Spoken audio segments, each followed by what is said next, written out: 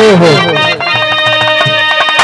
वह गीतिया बा विराट सम्राट स्वर्गीय रामदेव गुरु गावत रहे बड़ा पीस के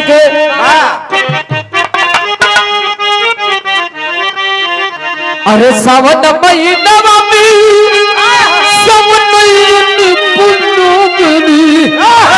अब खलती लगा लवाते हई गुरुयुन बोले अरे रस रस झूलली झूलना वाला था हो काढ़ा मन को हो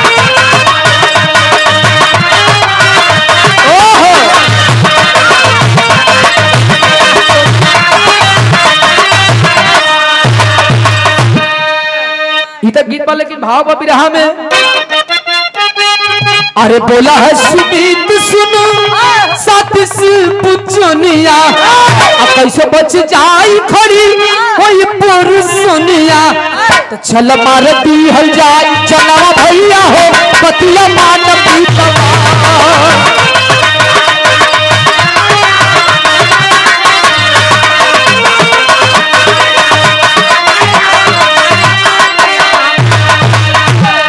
तो गाड़ी में सवार दिनो आइले वही दरवा रहल करा जहां घायल पपिहरवा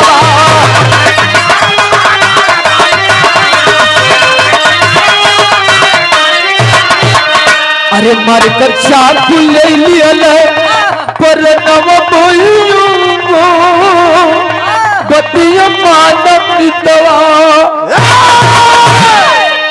हाय अरे पंछो जब पहुंचते हैं तीनों कमीने फिर से मारना शुरू करते हैं तब तक एक साथी जेब में से चाकू निकाला है और चाकू से वार करना शुरू कर देता है पंचो चकुइया से जब वार कर ले बा तो प्रमोद के लगल बा हो पंचो पिटवा में चकुइया जब घुसल बा तो प्रमोद भैया सीटी न दे प्रमोद अपन गम के तोड़ दिलस दम के तोड़ दिलस पंचो यहर जब दम तोड़ले बा यहर जब दुनिया छोड़ के चल गई प्रमोद तो यहर कमीने उसके लाश को उठा करके और ले जाते हैं पत्थर के नीचे दबा करके गाड़ी लेकर चले जाते हैं यहर गड़िया लेकर तो चल गई लेकिन यहर धीरे धीरे धीरे धीरे शाम का जब समय बा हो पंचो घरे वाले बड़ा परेशान हैं माई परेशान है बाबू तौलन गुप्ता परेशान है भैया अमित परेशान हुवन भैया सोनू परेशान हुवन कि हमार भाई कहाँ गई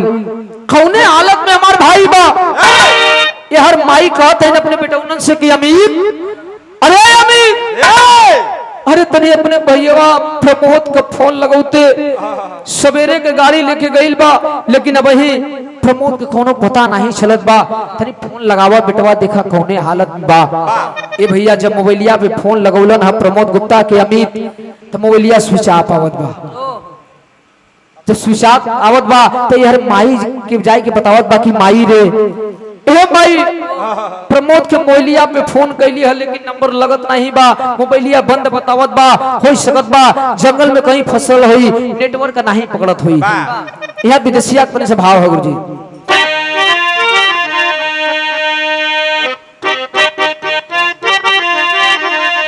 अरे साझ की ललनवा अरे भवनावा नायले गो चिंता में डूबल परिवार वही बाबूजी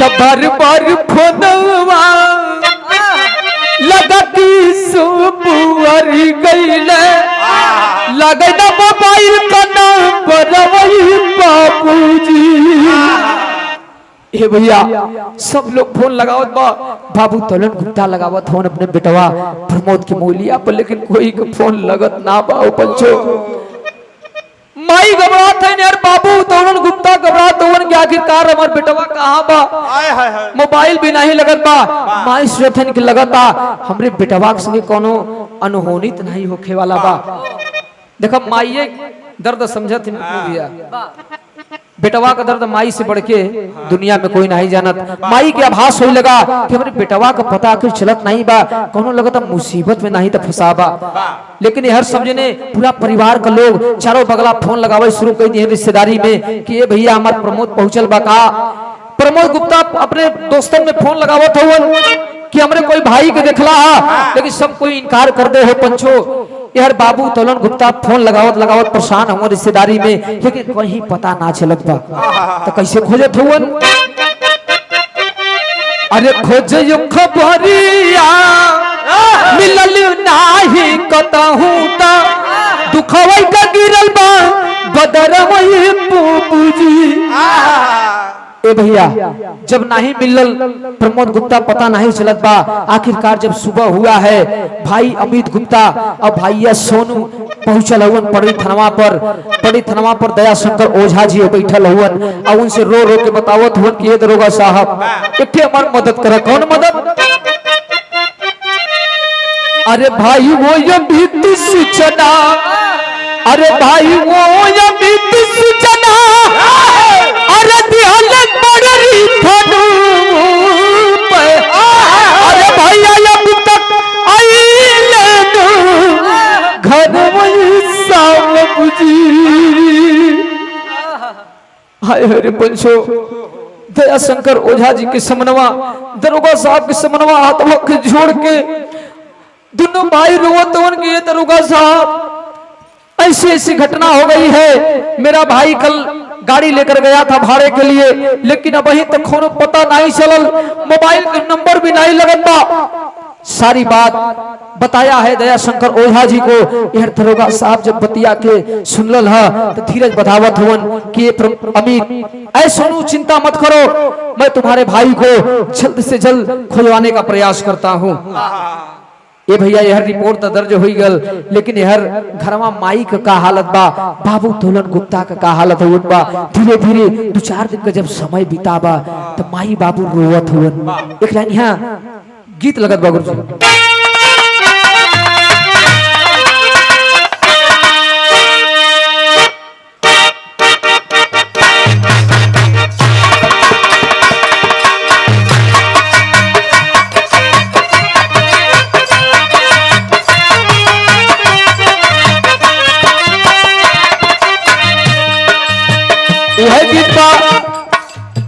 चल रे टोली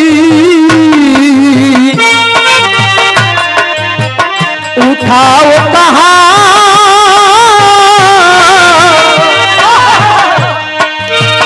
चल रे टोली उठाओ कहा, रितिया मिलन की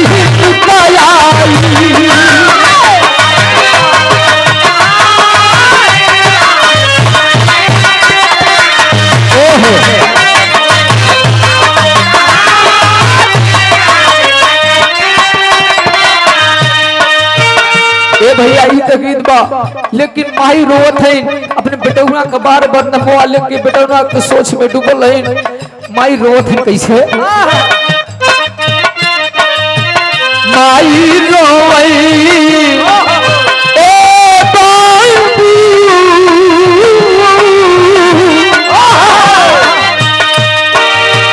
माई रोवई या रवा के थारी हमरो गुटा वहां का भइले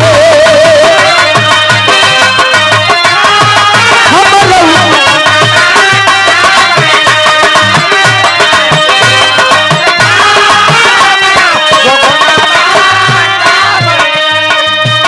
तू तो नहीं बहिनी भइली लजा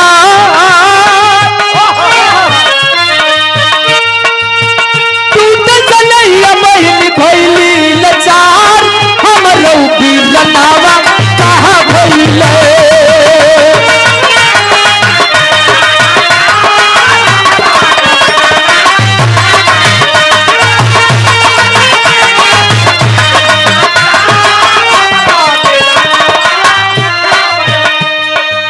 ए भैया माई रोता बहिन रोत बा, रानी बहन रोवत बा कि भैया भैया करके रोवत बा कि ए भैया कहाँ छोड़ के चल गई भैया।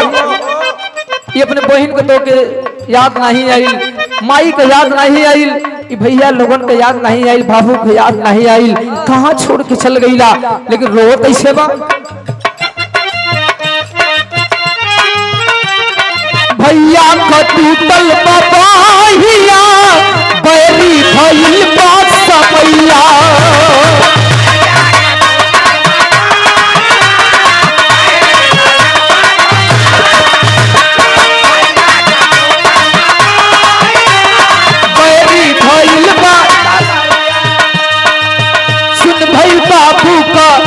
अंगना दुआर हमरो घुघुनावा कहाँ भइले।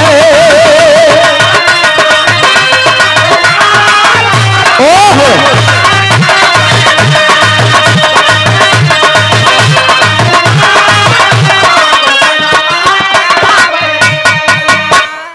ए भैया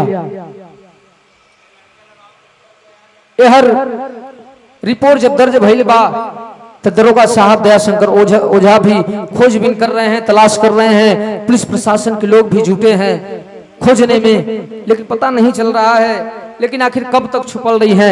ए भैया ये हर सब लोग तो रोते बा लेकिन जौन तौलन गुप्ता बाबू हवन देखा एक बेटवा का दर्द, बेटवा के हेराए का दर्द माई बाबू से बढ़ के दुनिया में कोई भैया जान नहीं सकत। यार बाबू तौलन गुप्ता अपने बेटौना का जब हाल चाल नहीं मिलत बा, खबर नहीं मिलत बा कि बेटवा हमार कहाँ बा कहाँ नहीं बा, तो एक दिन बैठ के और रोत है एक पास सोचत है, बड़ी ऊंची बात है क्या?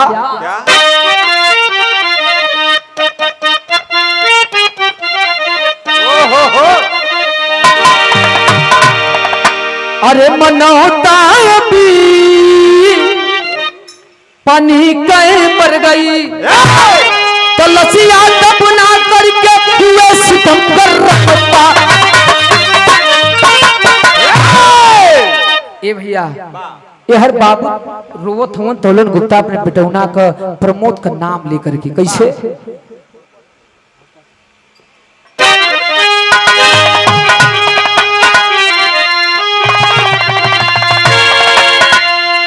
कैसे ठलिया दुखवा को पवार बाबू दुनिया में।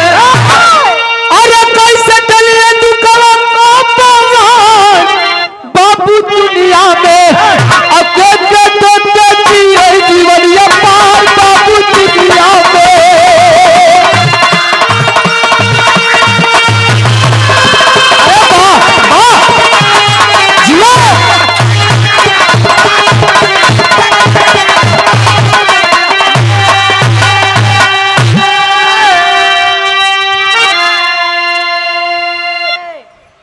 ₹51 का पुरस्कार हमारे बड़का भैया आप श्री टहलू सोनकर जी पुलिस लाइन कजरहवा के धरती से आपके चरणों में सादर प्रणाम और ₹200 का आशीर्वाद हमारे वकील साहब आप माननीय श्री सागर सरोज जी रमई पट्टी के धरती से। ए भैया बाबू रोवत हवन कि आखिरकार कैसे ही बुढ़ौती हमार पार लगी। देखा आदमी का मरल ठीक होला लेकिन जे हेराई था ओकर गम बर्दाश्त नहीं होत कभी परिवार वालन की। तो आगे कहना है कैसे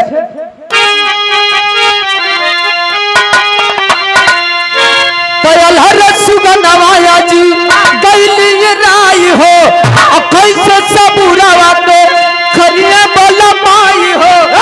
अरे लागे बुढ़ैया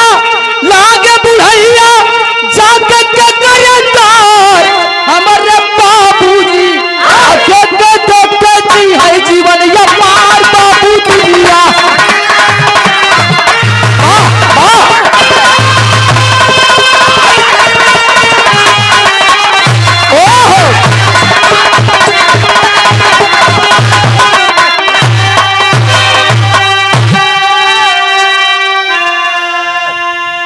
ए भैया यार धीरे धीरे काफी समय बीत गया, पता नहीं चलत बा, तब जाके परिवार के लोगन के कहले पर जब ना मिलत बा बेटवा तो मजबूर होकर के आते हैं अपने न्याय के देवता लोगन के लगे कचहरी में और मुस्लिम लोगों को निकाल लेते हैं। कहां तक बच के जाइए अगर कानून चाह लेगी प्रशासन के लोग चाह लेंगे। ए भैया जब तीनों लोग के पकड़े हैं चोरी हत्या पाप खुले आप से, इस सब देखो चोरी हत्या पाप कभी छिपत नहीं, कहीं कोने में लुका रहा लेकिन एक ना एक दिन पोल खुल जाए तो हर पकड़ाबो जरूर। दयाशंकर ओझा जी जब तीनों जने के पकड़े हैं तो जब लिया ना यही पड़ रही थनवा पर तो तीनों जने के मारब शुरू कर दी हैं। जब तीनों जने के दरोगा साहब मारे शुरू कर ना कि आखिरकार ये बताओ तुम उस गरीब के लड़के को तुम लोगों ने क्यों मारा? क्या कसूर था उसका? क्या किया था? ये भैया जब बयानवा लेवे शुरू कैलन ह तो यार आल्हा कथनी से भाव लगत बा गुरुजी।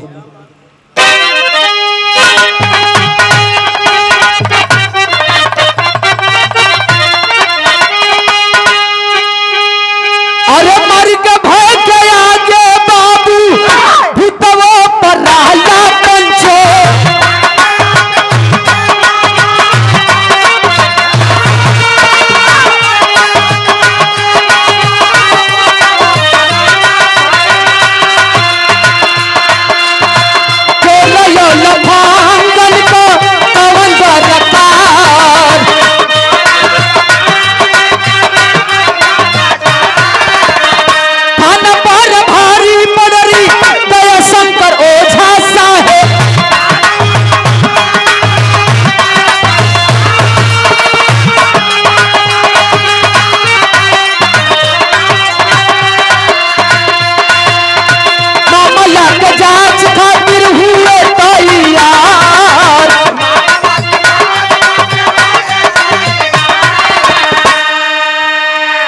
भैया बड़ी मेहनत मशक्कत कैले के बाद जब पाए हैं तब मार के पूछताछ शुरू करत हैं।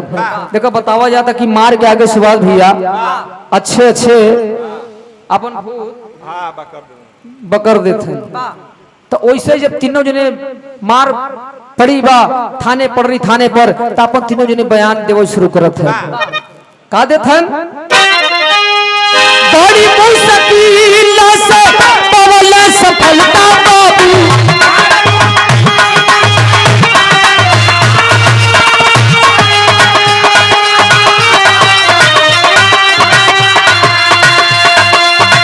मोहित तिवारी को दिया गिरफ्तार करके कड़ाई से पूछताछ भैया भैया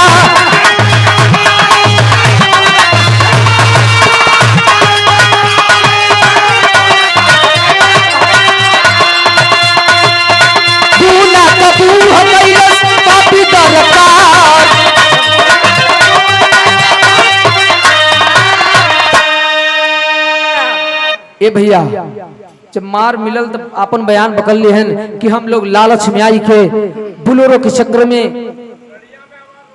प्रमोद गुप्ता के मरली और मरले के बाद लाश के उसी बहुती के जंगल में एक चट्टान के नीचे दबा करके हम लोग गाड़ी लेकर के और मोबाइल लेकर के चले आए अपने घर पर। ए भैया जब इतना बतिया सुनते हैं दरोगा साहब तो दरोगा साहब के पैर से जमीन खिसक गई बच्चों।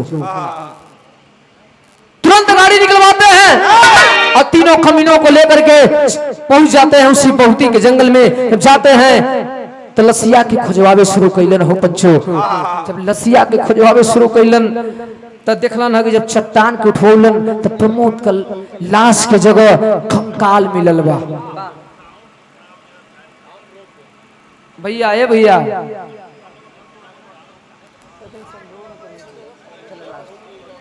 लाश की जगह प्रमोद गुप्ता का कंकाल मिलल बा। कंकाल के लेके उठवा के गाड़ी में रखवलन हा दरोगा साहब और ले गईलन हा पड़री थाना पर। पड़री थाना पर जब लेके उलन हा तो यह डीएनए रिपोर्ट बदे चल गई जांच दिल्ली करे बदे। यह जांच तो चल गई करे बदे दिल्ली में, लेकिन मुकदमा चले बदे पहुंच गई अपने कचहरी थाना में। जब कचहरी में पहुंचल बाई मुकदमा तो मुकदमा के देख रेख करे बदे मिलल हमरे वकील साहब माननीय आप श्री सागर सरोज एडवोकेट साहब जी रमई पट्टी से, जो इस महफिल में भी हैं। हम चाहेंगे कि आप एक बार मंच पर वकील साहब चले, आपको हम स्वागत सम्मान कर दें। इस मुकदमा को वकील साहब ने देखना शुरू कर दिया तो बड़ी मेहनत की है वकील साहब। एक गरीब परिवार को जितना ज्यादा से ज्यादा अगर न्याय मिल जाए तो इससे बढ़ के लिए इनके लिए खुशी कोई नहीं हो सकती है। जब यहां से हल नहीं हुआ तो हमारे वकील साहब ने इस केस को देखते हुए इन्होंने रेफर कर दिया हाई कोर्ट में। हाई कोर्ट में मुकदमा चला गया। मुकदमा चलने के बाद वकील साहब को और हमारे पूरा पार्टी को हमार लोगन का एक कई जज साहब लोगन से फरमाइश बा, हमारे प्रशासन के लोगन से फरमाइश बा, का फरमाइश बा, आखिरी भाव बा। लेकिन वकील साहब आप तनी चलिए आओ, हम तो सम्मान कर दें। आइए, आखिरी भाव है।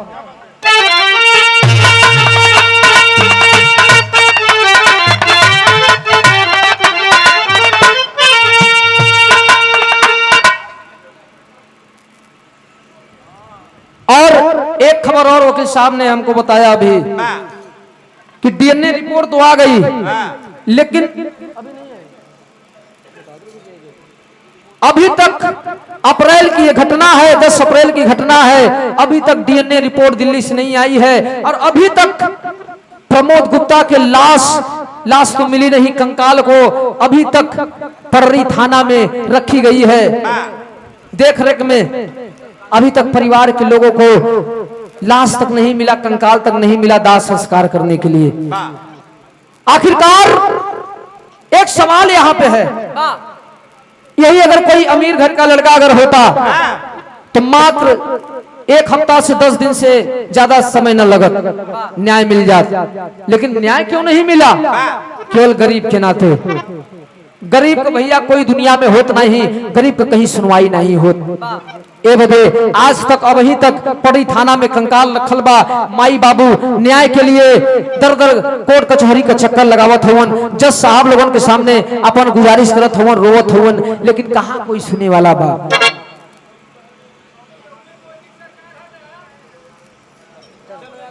आखिरी भाव है,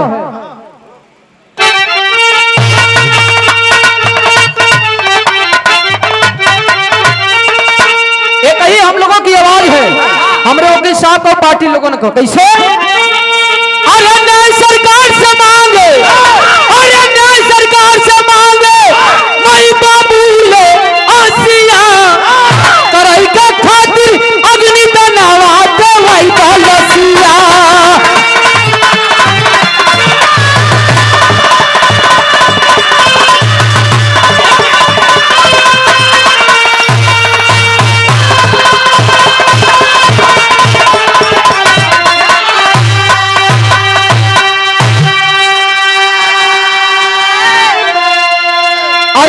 चक्कर काट रहे ना होत कहीं सुनवाई, आवाज लगा के जो है बाबू कब ले रिपोर्ट आई। अरे पानी गया सब बस खाली चलत ससिया करई का खातिर अग्नि बनावा दवाई का लसिया। गुरु बिहारी गुरु गणेश गुरु रामलाल मोर पावन बचन कहते कवि चंद्रिका लागे गीत सुहावन, तमन्ना होता बिन पानी का मर गई, दया से चंद्रिका